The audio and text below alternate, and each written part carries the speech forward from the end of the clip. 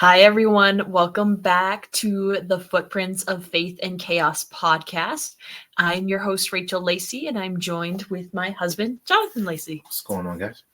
So, we are here today to talk about our story and how online dating, like the ins and outs of online dating, and does it work? Does it not work?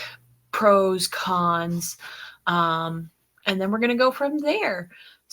So we are taking a step back. I was doing a family series for quite a while, and I will circle back. I have a couple more ideas there, but for now, we're going to get into relationships. We're going to talk about dating. We're going to talk about online dating. We're going to talk about marriage. We're going to talk about kids, kind of like all of that all wrapped in one. So with that being said, how do we want to start our story? No, I mean, let's just say started from like the very beginning. Okay. So we were both single at the time, and we were both using online dating. So before we go further, what do you think pros and cons of online dating are? So I know the big I don't know, like the big thing with online dating that a lot of people will say is that, online dating doesn't work, and that it will, you have to, I don't know, like basically people aren't what they seem or whatever, which I mean, that is a good portion of that. Because I mean, just like with social media, you can present the highlights, right? Yeah, like the perfect light. Perfect, right? Yeah. And so, like, I get that, but I believe that if both people, like kind of like you and I, both people go in with the intent of like, hey, like this is what we want, like, both you and I, we wanted marriage. That was the long-term goal, and I think we weren't looking for a booty call. Yeah, like, and I think that's the big thing. Like, people use online dating as hookup apps instead of like looking to actually date. And I think we've kind of gotten away from that as a society of what dating actually is. And like dating is masked as, or hooking up is dating, or is masked as dating and stuff. So I think online dating, it could be good as long as both people are actually going in with the same intentions and not just looking for a one night stand or whatever. Yeah. I think online dating also gives you a huge pool of people to conversate with. I think when we started dating, we were in a college town. So there's 4 other colleges. So our pool of people to reach or talk to was insane. Like, we had the ability to talk to so many different people that maybe we would never have the ability to talk to, or even just try to like have a conversation or become friends or whatever. So I think online dating, a pro is you have the ability to talk to a lot of different people. It gives you access to people and maybe somebody you wouldn't originally talk to out in the public versus online. I think an obvious con for me is that the safety aspect, always making sure that you tell somebody where you're going if you're going out on a date with somebody you've never met before, because people can be weird and strange and not always as they seem. So I think caution to men and women that if you're on an online dating site, that's great. And we are totally pro online dating. Just be cautious. And just make sure that if you are going out, again, just let somebody know, because we don't want anything to happen to you guys. So believe it or not, we were both using Tinder, the AKA hookup app. The hookup app, yeah, that's what it's labeled as. But again, we lived in like that huge college town where there again was like thousands and thousands and thousands of people all on Tinder, and not everybody was looking for a hookup. I mean, I was not looking for a hookup, but again, it gave me such a mass amount of people to talk to and to really get to know. And So we obviously both, what is it, swiped right? Yeah. Is that what it is right. now? Yeah, swipe right. Yeah. So we both swiped right. And then I don't even remember who started talking to who first. Do you remember? No. Typically, I would make the man reach out to me first in order to give them the time of day. I don't know how people tell me how you feel about that. Yeah, I'm not sure. Because I felt like, so for me as a woman, I'm sort of like old school, and I felt like the man should make the first move. And I felt like if he was really truly interested in me and what he saw on my profile, then he would reach out and talk to me first. So I feel like you probably reached out and talked to me feel first. I feel like I did. Because typically that's how I roll. Yeah. So what we talked for, so that was what, February, like late, even maybe late January or early February. I think it was like late February.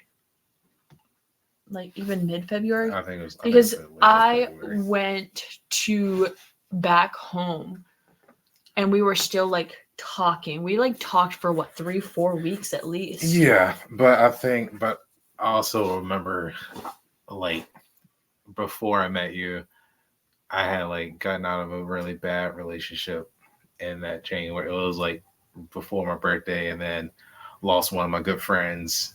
Like right, like a day, 2 days after the breakup and stuff. So like I remember like that was a detrimental time and stuff. So like, and there was like a month period where I was just by myself and I didn't want to talk to anybody and stuff. So.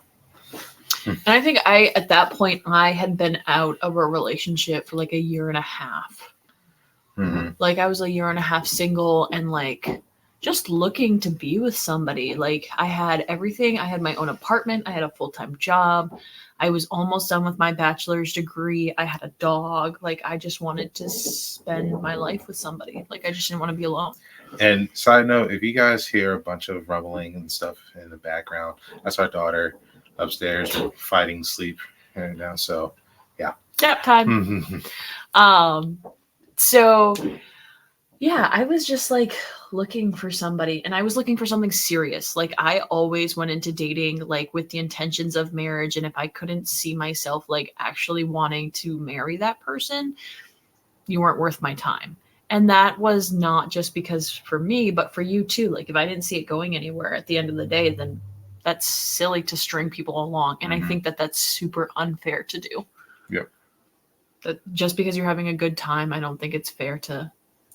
But again, like I just think that's one of those things where people have like clear expectations and stuff, and like, hey, this is what I'm looking for. And I think I know this is probably an unpopular opinion, but I think you should talk about whether or not like if is marriage the thing that you want long term.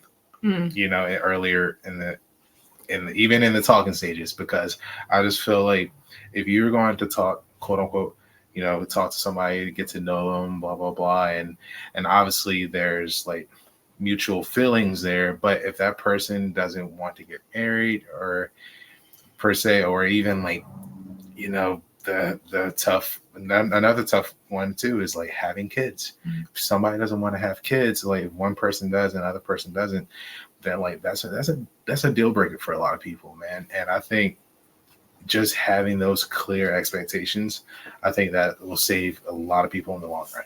Yeah, a lot of heartache. Yeah, I think so. For me, like going into like any relationship, I had a list of non-negotiables. And they were like big things that I firmly believe in, that my partner had to be like in agreement or like open-minded to these things. And if they weren't, then that was not the person for me. And it's not that my things were like ridiculous. It was just like things that I wanted in my life. So like I just wanted to be on the same page with the person that I was going to spend the rest of my life with. So I always called them my non-negotiables. I'm going to teach our daughters about that and have them have like a set of standards, expectations, things that they're not willing to give up for a relationship. I think that that's super important to have. So circling back to our story, because I feel like we could go on like a whole dating sort of a podcast, but this is our story, so I'm going to circle back around. I feel so we had started talking for 3 or 4 weeks ish. And then I was about to start a full-time job at Liberty University as an academic advisor. So I wanted to take one more trip back home and visit my family before I was like limited on when I was able to see them next.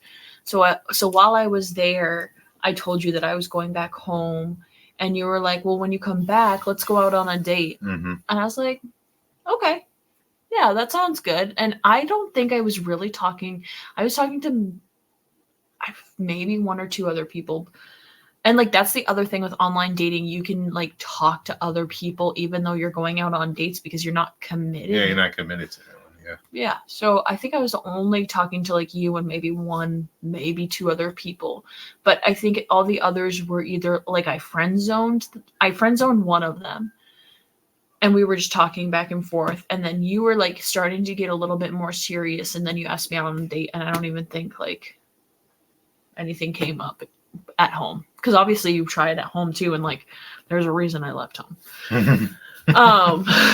So I think we were like talking. And you're like, let's go back. Like, let's go on a date when you get back. And I was like, okay, well, that sounds good. And then you were like, let's go to... I said let's go to Cookout, and I know a lot of people are going to look at me sideways for that, but here's my thing though. So many guys will be quick to say, "Oh yeah, let's go to on a date," and these dudes will drop money like hundreds and hundreds of dollars on a first date, and I know that's an unpopular thing. Call me what it want, cheap. But I'm not gonna spend a whole bunch of money, especially if it doesn't go anywhere, right? So I don't know. It is what it is. So call it how you want. My bougie ass was not impressed. No. I was like, seriously, Cookout? Cookout's delicious. I love Cookout. But I was not happy with that.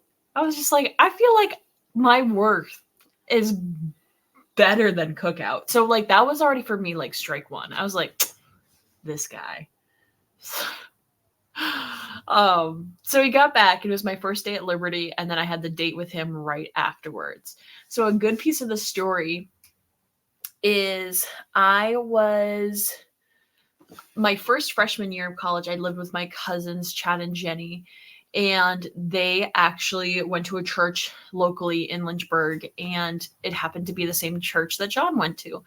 And Chad and Jenny happened to be Jonathan's youth group leader, which is crazy. So I think the day that I actually matched, I was over at Jenny's, and Jenny and I were like talking, and I was like, Jenny, look at this guy. And she's like, I know him. Because then, of course, so like prior to going out on a date with you, like I had to Facebook stalk. Guys, ladies, if you're going out on a date, Facebook, Instagram, TikTok, stalk him. Stalk him. Find out if he's real. Find out like what he's like on his social media pages. That will tell you a lot. Are there any red flags that you should be aware of? So when I stalked his Facebook page, I saw that he was friends with Chad and Jenny, and I was already at Chad and Jenny's, and I was like, Jenny, how do you know this guy? And she like started cracking up laughing. She's like, oh, that was one of my youth group kids. Like Chad and I love him. Like he's a good guy. Like you should have a really good date. And Jonathan didn't know any of this prior to our date. I used to go to Chad and Jenny's house all the time. So the really crazy thing is when I lived with Chad and Jenny right before I came, they had a youth group event happening at their house where Jonathan and his buddies all hung out in what turned out to be my bedroom. And they were just like chilling, and we like missed each other there. And then I went home for like something else, and then they came over when I had left. Like we just like missed each other like multiple times. And I just truly feel like God has things set in motion when he has them planned. And like, we just weren't meant to meet at that point yet, which was kind of funny and kind of cool. So we went out to Cookout. You can share the like next piece. Yeah, no, at Cookout, I remember like, we got our food and we. What about our food? He didn't even pay for it. Well, all right, no, I offered to pay for it, and you were like, no, I got it, because I offered. I know I did, because I did offer to pay for that. Continue. Yeah, Rachel's Miss Independent for people out there. No, I feel like you shouldn't have to ask. You should have just done it. Like I got a milkshake. No, I was like, no, I can pay for it, and you were like, no, I got it. It's like awkward. Yeah. Yeah. Okay, continue. Anyway, so as I was going on, we went outside, and she was like, so she said, do you want to go on a trip? And I was like, no, that was not the word. What? I don't know, an adventure. Do you want to go on an adventure with me? Yeah, and I was just like, it was weird because I'm just like, yeah, I just met this girl, don't know like what the heck is going on. So of course, I was just like, all right, sure, like whatever, yeah. So, we go get in the car, and I feel like that's a lasting impression. It was. Okay. And so then we went up to the adventure was going to top of Liberty Mountain. And for the people that don't know, like in Lynchburg, there is this ginormous, like when you go into the town of Lynchburg, it is the big logo for LU, and like you can see it probably even from like the forest area. So like it's humongous. But we were up there, we're eating, talking, and Rachel drops on me, so what if I told you I knew you before you knew me? And I was like, what? Like, creepy. Yeah, I was like, yeah, because automatically going through my head, I'm just like, all right. I said some like stalker girl was about to like, oh, what's going on with this?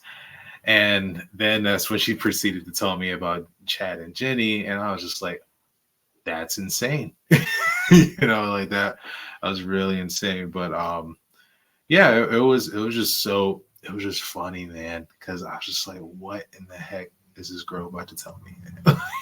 Yeah. So then after that, we like talked and watched the sunset on top of the mountain for a while and chit-chatted. And like, again, Chad and Jenny had already like filled me in on what type of guy Jonathan was. What I'm about to tell you next, ladies, I would not recommend unless you know somebody who knows this person, who knows this person, who knows this person. But I invited Jonathan to come back to my apartment with me, which could be like super red flag. But again, I knew that he was a Christ follower, which doesn't just automatically mean that he's a safe or a good dude. But like, again, I knew that about him. My cousins had already given me all the AOKs. They said that there was no red flags, that he was a really good guy. We were enjoying our time so much and like just like having great conversation that I just didn't want it to end. And I had a cute dog at home. So, yeah. So I had to let Bella out. And so I was like, well, do you just want to come back to the apartment and just like keep the conversation going and hang out? And he was like, yeah. So he came back, and mind you guys, like John and I did not have any physical like touch. I think maybe we held hands or maybe he put his arm around me, but like there was no kissing, there was no making out, like there was none of that for like the first like week and a half to 2 weeks. Like there was no physical anything like that. And we did that because we wanted to make sure that like we weren't just like falling for somebody for like a physical affection. We wanted to make sure that we were falling for each other in the right reasons. And so with that being said, like, yeah, so our first date was like March, like I think it was like March 18th of 18. Mm-hmm. And what is it? We're in April now, so it's been like that was 5 years ago. Yeah, 5 years ago. Yep. That's kind of crazy to think about. So we went out on our first date in March of 18, but you never like officially asked me to be your girlfriend till like June. Yeah. So like share your thoughts on that. So I know, and again, like, you know, I was mad about this guy. I was upset. As I told people, like told you guys earlier, like before meeting Rachel, I had, you know, I had gotten out of a relationship that I was pretty bad, and then like on top of that, you know, losing one of my boys, like he committed suicide and stuff. So like that just like really messed with my head. But I also knew too, like, dude, like this is a good girl, like this is a good woman. Like I want to, like I definitely could see myself being with her. But I said, like, I know I'm not in the right headspace to be in a relationship, and I know I'm not gonna call this person out by name, but like if they come across this, they know who they are. You had an in particular friend that was saying like, oh, you know, why is he just leading you on? Why is he not doing this? And they were being a good friend. I get that.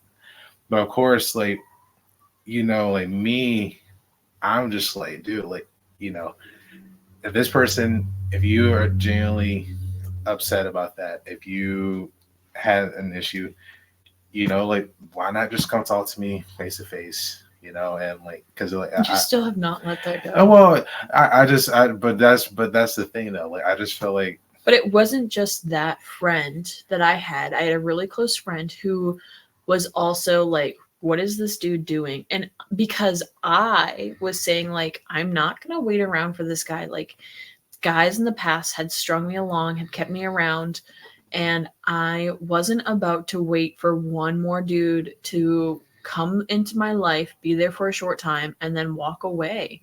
Like, and again, I completely understood all of this, right?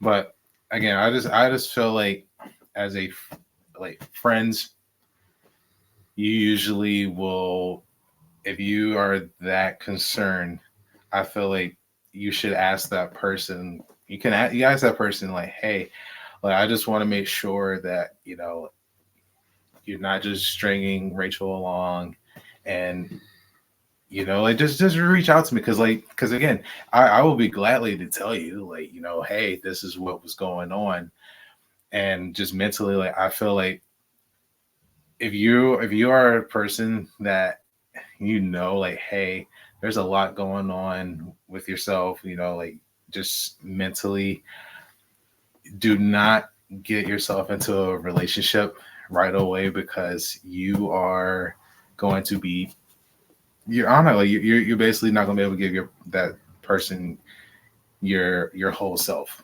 And so then my question for you is, then why were you out there on the dating field anyways? Again, I wanted, I knew what I wanted. I knew what I wanted and stuff. And I knew that I wanted to find a girl, but again, like but I'm pretty sure I told you too what was going on and stuff. And I told you like, hey, this is the things, because funny enough, when all of the day that I did finally decided to tell you, like, hey, when I asked her to be my girlfriend, you know, she had like laid into me and like, hey, I'm not just gonna sit around. Like basically what she had told you, like, I'm not gonna sit around and wait, and you know, like again, because I had all my stuff together. Mm-hmm. You were still living at home. Mm-hmm. You were barely in your sophomore year, not doing well. Mm-hmm. And I was not gonna sit around and wait for a dude who brought me to Cookout. Right. Yeah. And so like again, all these things, right? Like all these valid reasons, and I totally understood that, but it was just so funny though, because like that day she had like ripped into me and like sitting there just like laying into me, right? Because she was taking care of a family friend's dog, or in house for the week, and you know, so like I came over. Shout out to the trips. Yeah, like I came over there, you know, hung out and stuff, and like and again they had a Rottie, so I love Rottweilers, right? So when I was over there though, Rachel laying into me again and saying, hey, you need to get your crap together, and if you're just gonna string me along, then like I'm not doing this, and just letting me have it, right? And I'm sitting there, I'm just taking it, because I'm just like, okay, like yeah, just keep let it go. And then after she finished, I was like, so I was like, I was going to ask you to be my girlfriend today, and then she was getting ready to let me have it. She was like, wait a minute, what? And then she like it was just like I like a mix of emotions, just she started to cry, but it wasn't like a sad cry. I feel like it was like a relief, I think. Yeah, because I was angry, but I was also like, finally, like, and I just didn't want it to end badly again. Like, I just wanted to like love someone and be loved. That's all I wanted. Because like I pull my own weight. I always have. I always will. And I just like again wanted somebody to do life with. Like I wanted to do some with life with somebody side by side, and I had already invested like March, April, May, June, and I was tired. Like honest to God, like I think that if he didn't ask me to be his girlfriend that day, I would have walked away and been like, I'm not doing this, dude. I'm not waiting for you any longer. And you finally like and again, like I think I completely understand like where you were coming from with that and stuff as well, because I mean, again, it's like the waiting game and stuff, and no one really likes to wait and stuff. And when it comes to a relationship with that much time being in between, I get that, but I just like again, I knew what I wanted, and I knew that I wanted you, but I also wanted to be able to give you the best version of me. And I just felt like if I had jumped right in and stuff, I would have had to slug you along with me during that time. And I just feel like I didn't, me being me, I just don't like to bring people along that really like, I don't know. I don't know. I just feel like though it's a hindrance. And again, I think that's like looking back at it now, like that was me when I was 22, 23 years old. And I'm sitting at 28 now. I think looking back at that, I think I would go back and ask you a little bit sooner than that, because I think guys, especially just like men are afraid to let people in, especially, when there's a lot of hurt going on in your world. And I think you probably would have helped the healing process better with that. So I completely understood where you were coming from with that. And I think, like ever since that day that I asked you to be my girlfriend and just like be my forever partner, I don't regret it. I don't regret it either. But guys, so that's where our journey started, our adventure. And I made sure he said the word adventure because our life has been an adventure. Our marriage has been an adventure. And you know what? People go through ups and downs, the good, the bad, the sick, the healthy, and that is what marriage is. And it's finding somebody that you're willing to do life alongside. And Jonathan and I, we're going to pretty much fast forward through a lot, because through this journey of relationships, Jonathan's going to come on a lot, and we're going to talk about like different things that we've gone through, that we've been through, our marriage, dating, again, children, sex. We're going to talk about all that stuff. Yeah, we can't literally just like, if we try to do this in one episode, this episode would easily go over like y'all don't want to hear all that. Easily over 5 hours. It's not Joe Rogan. So at that point, I mean, just to kind of fast forward and kind of sort of bring you up to date today. So that was like June. You asked me to be your girlfriend. And then you asked my dad to marry in December. of So that December. So yeah, December 2018. Yep. So we met in March. He asked me to be his girlfriend in June. He asked my dad to marry me in December, but then you waited a few months and then proposed to me in April. April. Yep. So, but again, I've been saying this throughout the whole thing. Like I knew what I wanted. I knew what I wanted, and I know a lot of people were like, because even again, I love them, but I even had some family members that were like, this is a little fast. This is too fast. Blah blah blah. And here's my thing, and I said this then, and I'll say it now, and I will stand on this. You cannot put a time limit on when you want to propose to somebody. All right, like stop putting time frame. Oh, I think 2 years is a good time frame to, ask somebody to marry them. Blah blah blah. Like, no, dude. Like, if you know you want to marry somebody and they're on the same page of like, hey, I'm ready. I'm ready to get married. Like, dude, stop prolonging it and stop. Don't do that. I'm sorry. I just needed to say that. I know that's a pet peeve of yours. Yeah, because it is, man. Yeah, I feel like, and we, again, this will be another episode, but we view marriage as something that's a commitment, that's it. Obviously, there's a few things that we feel like divorce is an acceptable thing, but for the most part, God intended marriage to be forever, to be with that person forever. And that's how we feel, and that's what we believe. And you may not feel that way, and that's cool. That's all good.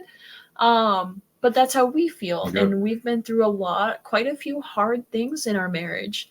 And again, one day we'll expand on that, and we'll expand on arguments and confrontation and like all the cringy things that kind of like, but us sharing our story, our footprints of our marriage, we hope that you will take some of our advice or guidance or tips or tricks and use it in your own marriage or use it in your own relationship, because that's what we're hoping to throw out there, and see if it works for you guys. And again, I say this every podcast, I don't know everything. John doesn't know everything, but we're hoping to use our experience as an example, and hopefully it will help you in the long run. So you proposed in April and we were married in August. Yep. So, hey, it's all good. We've made it. It'll be 5 years this August. We've been married with 2 beautiful kids, and we're making it. Oh my goodness. Yeah. Let's say the doodle. The poodle. So and this is one of the people, or one of the one of the animals that was along the way. You're talking about your dog, right? Oh my word. Yeah. So this is Bella. Yeah. Bella is our Australian Shepherd poodle. Mostly poodle, as you can see. Look at that snoot. And I had Bella before I had John. Yep. And I remember when I walked through the door, I just see this puffy poodle looking like, I know she's a doodle, but she's shaved right now. Yeah, she's shaved now, but she saw me, and again, she was 1. She had just recently turned 1. So yeah, she was a puppy. So she like, I think she was 2. Maybe. I think she was 2. It was 2018. I don't know. It was 2018. Because I think she's 7 or 8, and 5 years ago. Yep. You're right. So yeah, she was young. She's still a baby. She was young, right? And so spry. Yeah. So she saw me, and she was like, "Oh," she said, "I gotta play with this guy." And so she kept on bringing me toys, and like she is right now. She was in my lap, and ridiculous. Yeah, just in my face, like, "Hey, you know what? I like you." Mm-hmm. So funny. Yeah, but dogs, they said dogs usually can tell you a good read on somebody, like they're a good judgment of character and stuff. And hey, isn't that right, Bill? That's right. Yeah, she. And then a couple of weeks after we got married, we got our Great Dane puppy. So, quick story with that. I'm sitting up, so I'm working at Lincoln Elementary, All right, and I'm doing car duty with one of my boys that was working there too at the time. Shout out to Manny. We're out there talking. I get a text, and Rachel is a picture of these puppies, and they look like pit bulls. And she was like, "Hey, do you want to get a dog?" And I'm like, I said, "Are these pit bulls?" She was like, "Nah, they're Great Danes." And I was like, "Oh, and mind you, but like quick story with that, we wanted a Great Dane, right? Like really badly. So yeah, and that's how we got Bryn. Big Bryn. That night, yeah, we went to go see Brindy, and like we met her parents, and her mom is her mom is 6'2" when she stands on her back legs, humongous. So yeah. So two baby girls, 2 doggy girls. Yep. And we just take one day at a time. Estrogen everywhere, man. It's good for them. Yeah. The dogs are even females. Sister-in-laws. You have Nate. I got one brother-in-law. Yes, I got one brother-in-law. All right, and Nate, love you, dude. All right. Well, guys, so that is our story. Tinder and Cookout. Tinder and Cookout. Tinder. You know what? What an anomaly. Oh my word! What? That's awesome. Is it? It is. Yeah. I love Cookout. Every time we go to Lynchburg, we always get Cookout's Cookout. in the Central, guys. Yeah, you miss it. All right. Well, family, friends, thank you for coming in and watching the Footprints of Faith and Chaos podcast with me and John. Yep. And again, I'm so stoked about this next series of relationships and marriage and family. And this is what my love is. These guys are my love. And I can't wait to share more, guys. So thanks again for listening. Please subscribe. And just share. Yeah. Follow up with any questions. If you want to come on the podcast, please reach out to me. I would love to have guests and hosts. But yeah, like, share, watch, all of that stuff is super helpful and it's free. So thanks, guys. And we will tune in with you real soon.